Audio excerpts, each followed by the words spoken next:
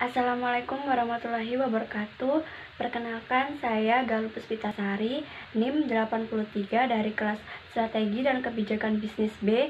Di sini saya akan mempresentasikan tentang tugas review artikel.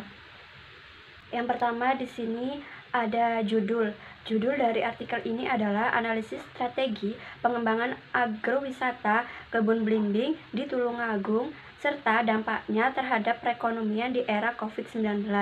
Yang kedua, jurnal dari of Economics and Development.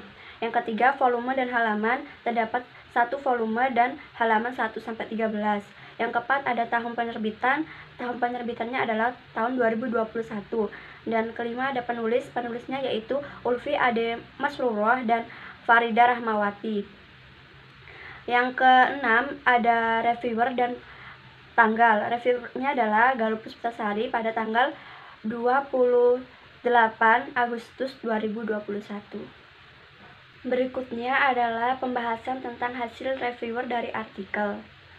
Yang pertama, ada tujuan penelitian. Tujuan dari penelitian ini adalah untuk memperoleh alternatif strategi pengembangan agrowisata Blimbing yang dirasa cocok yang untuk diterapkan dalam mengembangkan kawasan agrowisata kebun blimbing di era pandemi. Yang kedua, ada subjek penelitian. Subjek penelitian ini ada pihak pengelola sekaligus ketua kelompok tani, 2 orang pekerja dan 5 orang pengunjung. Ketiga, ada metode penelitian, yaitu berlokasi di agrowisata kebun blimbing yang dikelola oleh kelompok tani blimbing, yaitu Arta Mandiri di Dusun Cluwo, Desa Beno, Kecamatan Boyolangu, Kabupaten Tulungagung. Metode yang dilakukan pada penelitian ini yaitu metode kualitatif. Data yang digunakan dalam penelitian itu yaitu ada 2, yaitu data primer dan data sekunder. Metode yang digunakan adalah matriks SWOT yang meliputi analisis internal atau IFAS dan eksternal EFAS, serta matriks IE dan juga metode QSBM. Selanjutnya yaitu ada dari hasil penelitian ada matriks IFAS, yaitu faktor-faktor strategi internal di mana terdapat kekuatan dan kelemahan. Di sini terdapat kekuatan ada 7 dan kelemahan ada 6.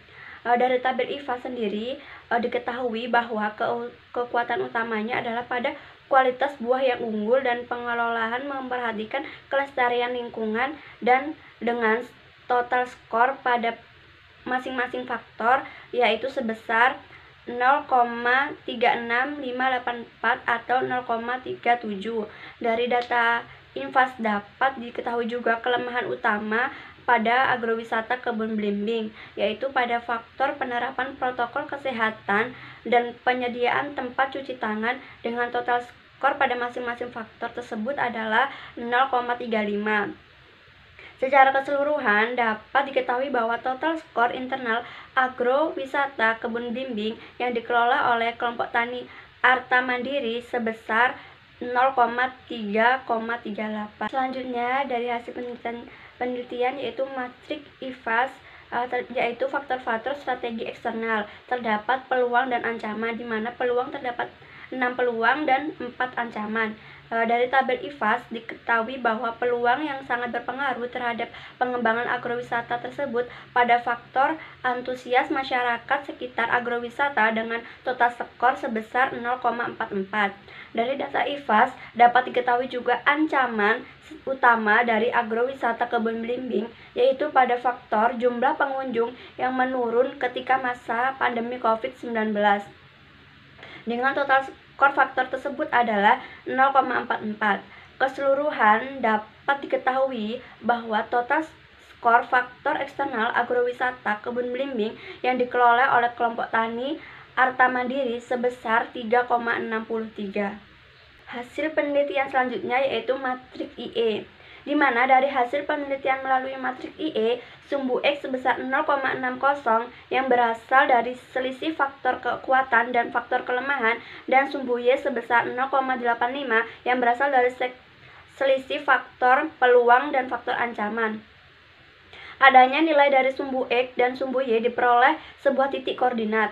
Titik tersebut menjadikan Posisi agrowisata Kebun Blimbing yang dikelola oleh kelompok tani Arta Mandiri berada dalam kuadrat 2. Hal ini berarti bahwa strategi yang tepat dikembangkan adalah strategi stabilitas. Kenapa strategi stabilitas? Karena strategi stabilitas bertujuan untuk mempertahankan keadaan dengan mengandalkan faktor peluang yang dimiliki berdasarkan penilaian responden untuk mengembangkan sebuah perusahaan atau organisasi secara optimal. Di sini ada hasil penelitian dari Maastricht SWOT, di mana ada Maastricht IFAS dan IFAS dari hasil persilangan. Di sini ada strategis S atau dari kekuatan, weakness atau W dari kelemahan, dan opportunities O dari peluang, dan threat dari atau T dari ancaman. Di sini dari kekuatan dan peluang disilangkan, maka terjadinya strategi atau SO atau diperoleh strategi SO. Yang pertama ada melakukan diversifikasi produk dari S1 sampai O4. Dan 2. Melengkapi fasilitas umum prasarana umum seperti toilet umum untuk menjaga kenyamanan berwisata, serta spot foto di rest area agar dapat menarik para wisatawan. Yang ketiga, menyediakan palet wisata untuk mempermudah pengunjung dari luar daerah dari S2 sampai O6.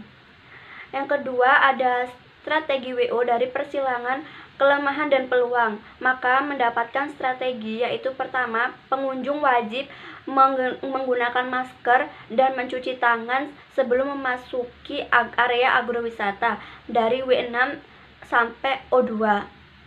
Yang kedua ada melakukan branding pada produk yang dihasilkan dari W1 sampai O6. Yang ketiga, memperdayakan masyarakat sekitar untuk menjual souvenir dan menambahkan sarana perlengkapan ke pariwisatawan yang ikonis dengan agrowisata Kebun Blimbing dari W3 sampai O6.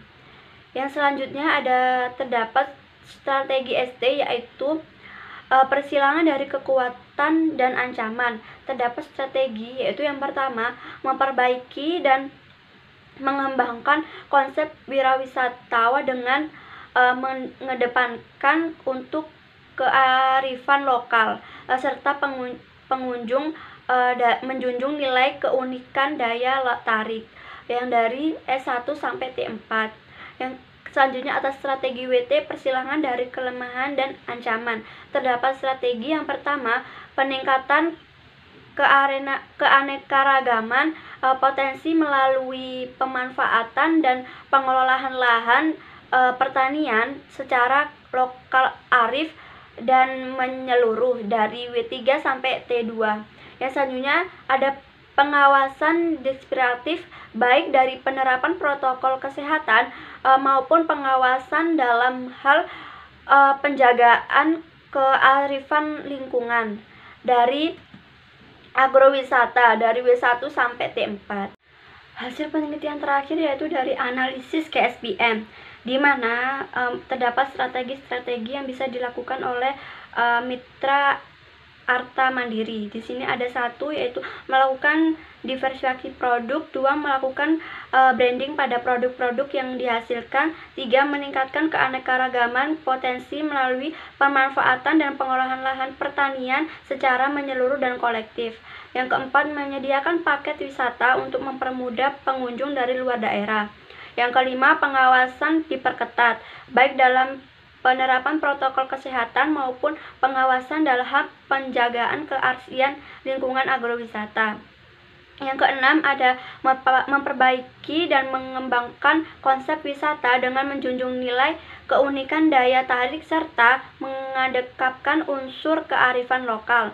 Yang ketujuh, pengunjung wajib menggunakan masker dan mencuci tangan sebelum memasuki area agrowisata. Yang kedelapan, melengkapi fasilitas dan sarana seperti toilet umum untuk menjaga kenyamanan berwisata, serta spot-spot foto dan rest area agar dapat menarik minat pengunjung. Yang terakhir, 9. Memperdayakan masyarakat sekitar untuk menjual souvenir dan menambahkan sarana perlengkapan wisatawan yang ikonis dan agrowisata Kebun Belimbing. Yang selanjutnya tentang dasar teori, di mana dasar teori yang diterapkan pada penelitian ini diambil dari penelitian terdahulu yang dilakukan oleh Pambudi, Area Lindung, dan DKK. Menurut Pambudi dan Arde Lindung dan kawan-kawan, dalam penelitian tentang strategi untuk mengembangkan wisata di Taman Wisata Alam Gunung Pancar tahun 2014, di mana dengan metode deskriptif, kualitatif, serta analisis data bertahap, dimulai dari analisis matrik IFE, internal faktor analisis strategi, dan IFAS, external faktor analisis strategi. Dari matrik internal atau IE, matriks SWOT, strategi weakness, opportunities, threats, dan yang terakhir yaitu analisis KSBM. Yang selanjutnya ada komentar dalam artikel. Komentar saya pada artikel ini, bahasa yang digunakan mudah dipahami oleh pembaca, tujuan penelitian dengan hasil penelitian searah, bagian-bagian artikel lengkap, dan juga terdapat ucapan terima kasih yang disampaikan oleh penulis di dalam artikel.